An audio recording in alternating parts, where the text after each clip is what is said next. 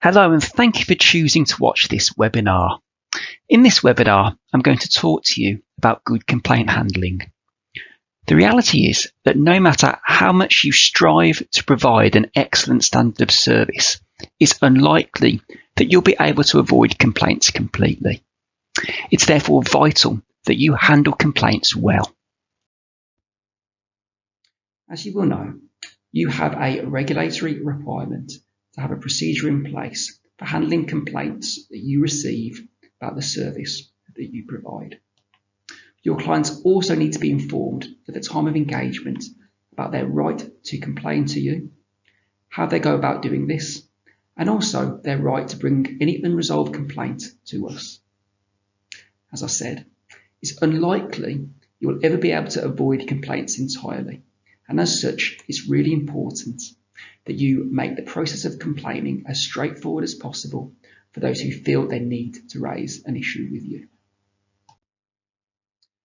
Recognising when a complaint has been made sounds straightforward, but it isn't always that easy.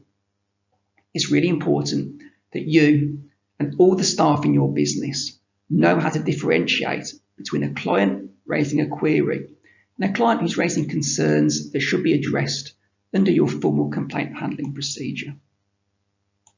Your client won't always know to ask you to commence your complaint handling procedure. Sometimes you might need to ask them if this is something they want.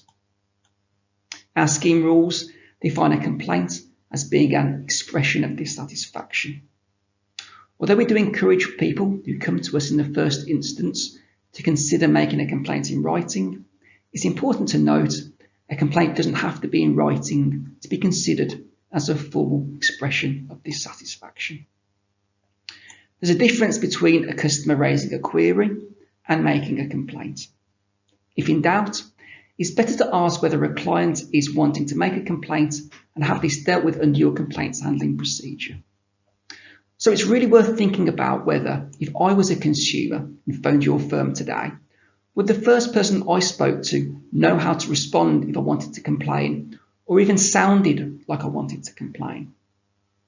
Think about, who is it I'm likely to speak to when I call? Are you confident that they know how to respond to a complaint being made? Do your fee earners know how to respond to the grumbles from customers? Do they know when and how to escalate issues if the grumbles don't go away? These can catch firms out. We quite often get cases where it's clear to us the customer has been raising issues with their fee earner, but they've gone unaddressed.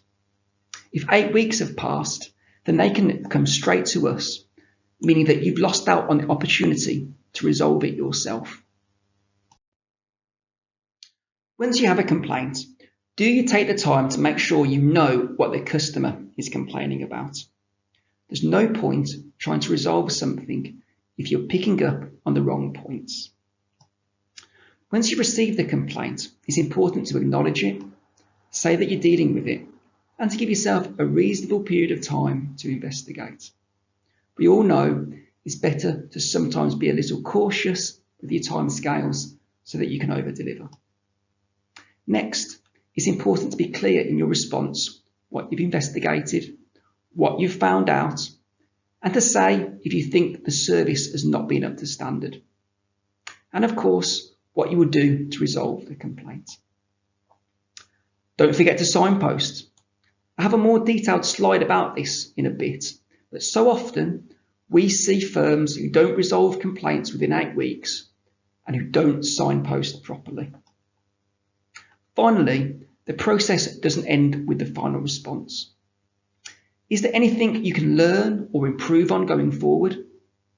If you routinely see a lot of complaints in similar areas, does this mean you can improve on things going forward? Next, I want to talk about what a good complaint response looks like. The language used in handling complaints can have a significant impact on the outcome. Service providers increase their chances of resolving matters at first tier if they respond formally and professionally, if they use terms that are easy to understand, if they engage with the complaints, and if they reassure their customers. Perhaps you could reassure your customer that you'll investigate their complaint fully, but they won't be charged for that work. If you've investigated the complaint and felt your firm's service fell short, explain this to your client and offer to put it right.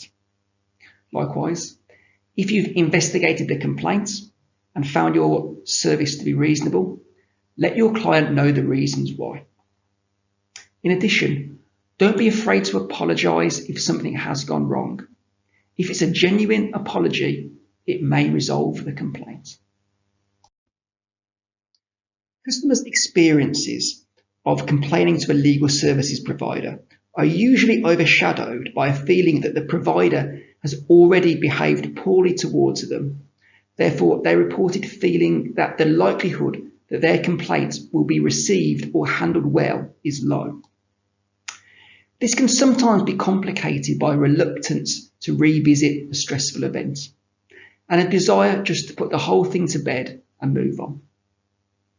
If something is serious enough for someone to complain, it's serious enough to warrant a substantive response. The more comprehensive that response is, the more likely it is to be accepted. Comprehensive doesn't mean chapter and verse. You don't need to write a 12-page response to make it a decent first-tier response. However, you can and should be absolutely clear about what you've looked at, what you've found, whether you think your service was reasonable or not. Simple changes to the language you use can make your customers feel listened to and understood. Once they are assured that you know why they are complaining and why this matter is so important to them, they're more likely to feel that you've reviewed the matter fairly. When it comes to complaint responses, one of the issues we see is the tone of letters and the language that is used. Complaints can feel really personal, both to an individual and to a service provider, and we can often see that in the way that a response is written. The responses we see can feel very argumentative or defensive, which is brilliant if you are litigating a case, but we would suggest it's not the right tone to be using when trying to resolve a complaint. More positive letters don't necessarily have to agree with the consumer's point of view, but the language they use is much more conciliatory. They do acknowledge when something's gone wrong, and they do apologise where necessary. We would suggest looking at the tone and language. A helpful tip is to read the letter from a customer's perspective. Would the tone encourage resolution, or is it more likely to provoke a negative response? It's also important to remain courteous throughout the complaints process. Let's have a look at a couple of genuine complaint responses. Here's the first one. I'm sorry that on this occasion our service did not meet your expectations. Feedback is very important to us as a company, and I appreciate the time you've taken to bring this to my attention. I've reviewed the file, and you are correct that there was a lack of regular updates between the file creation on the 10th of August 2017 and the 18th of October 2017. I do apologise for this lack of updates, and I acknowledge that this may have caused you some frustration. Please be assured, however, that this did not in any way hinder the progression of your transaction, and all work was progressed as soon as was possible. Nevertheless, this is not the standard of service I would expect, and for this I apologise. I must balance this with the fact that you did not request an update during this time or contact us to let you know that you were feeling frustrated. In the circumstances, whilst I do not consider that our remedy is appropriate in this matter, I would like to confirm that I provided feedback to the staff involved, and going forward we'll be looking into sending automated updates on cases where there has been little progress. So there are a couple of things I really like in this complaint response. Firstly, we're leading with an apology. Now, I know that can make us feel a bit nervous. Saying sorry is not a word you'd like to say in complaints handling. It may be one that you are actively encouraged to avoid. However, I'm sorry our service did not meet your expectations. That's not an admission, that's a fact. The client said they expected one thing and received another.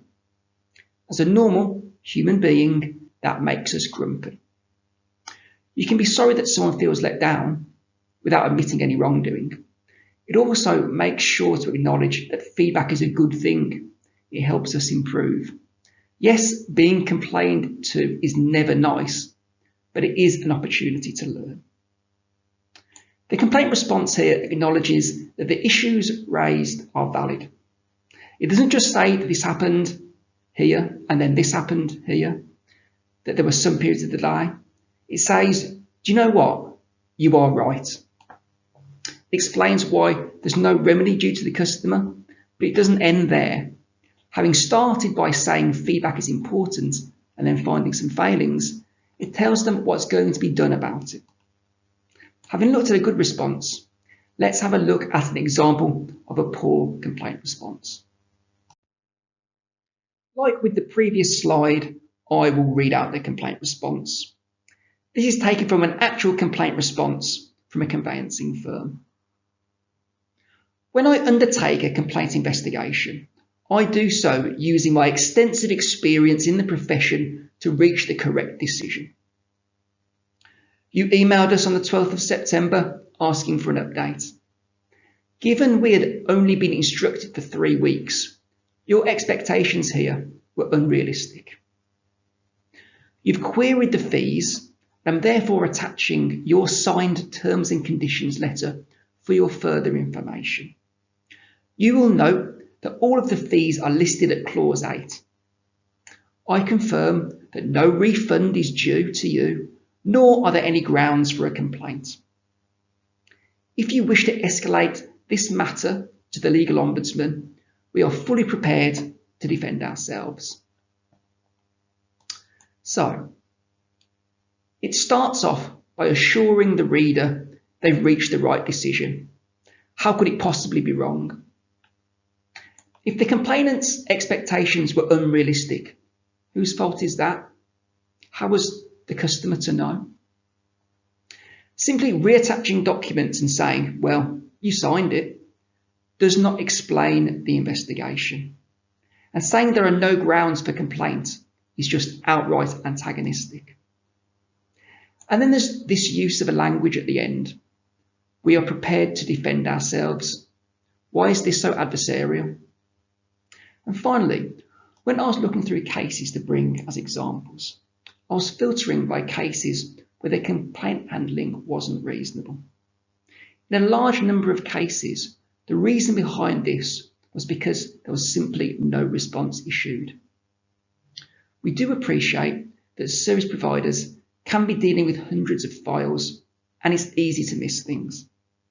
But by failing to identify and respond to complaints, they've lost all chance to resolve it without our involvement. In addition to that, they are pretty much guaranteeing that they will be charged a case fee. Please make sure that you allow yourself time to respond to any complaints that you receive. The final point I wanted to make in this webinar is vital when it comes to how you deal with your complaints. That is the fact that signposting your clients to the legal ombudsman is a regulatory requirement. The legal ombudsman released jointly commissioned research with the Solicitors Regulation Authority, which indicated that clients were still not routinely being made aware of their right to complain about poor service by lawyers, despite the regulatory obligation to signpost clients to the scheme. It's also good practice. It makes sure clients are fully aware of all of their options and provides a degree of finality to the complaint process. It's also important to understand that the legal ombudsman will only accept complaints brought to us within 6 months of your final response. However, for this to take effect, the final response must say it's final and direct them to the legal ombudsman and make them aware of the 6-month rule. Without these elements, the rule will not come into effect. In terms of our timescales in general, we accept complaints about acts or omissions which happened in the past year. If it happened further back than this, then the complainant's date of awareness of the act or omission needs to have been within the past year.